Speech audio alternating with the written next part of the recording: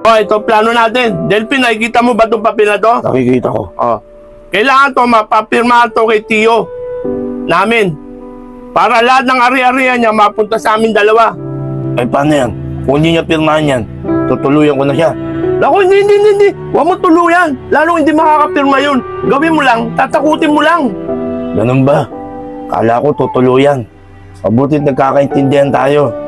O nga pala, Barok. Ako lang mag-isa magtatrabaho. Dodoble mo ang bayad sa akin, ha? Walang problema ron, doble. Basta ang gusto ko, walang bulilyaso. Kaya ang gusto ko, isama mo tong kapatid ko para mabilis ang trabaho natin. Kuya, bakit naman ako? Eh baka mamaya makilala pa ako ng Tio Tiyempo. Baka mamukhaan pa ako nun. Eh kilala ako nun. Baka pwede siya na lang mag-isa, kuya. Natatakot talaga ako. Baka pwede siya na lang mag-isa. Eh malamang talagang makikilala ka nyo.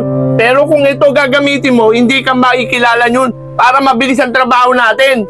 Samahan mo siya. Sige na nga, kuya. Pahig na ako. O hindi okay na. Tuloy na natin ang plano. Hoy, sino kayo? Ba't nandiyan kayo sa bahay ko? Delphin, akala ko mabahay mo to. Kayo nagaya sa akin dito. Sasabihin niyo, tatanungin niyo ako, bahay ko to. Halika na, lumabas na tayo. Baka pabarangay pa tayo niya. Tulungan mo ako. Tara na. Makahalis na nga rito. Wala niyo, bilisan niyo. Mas nga kayo dyan. Bahay ko yan. Papasok-pasok kayo dyan. Pasensya na po, kote. Pasensya Alis na na! po. Pasensya na po.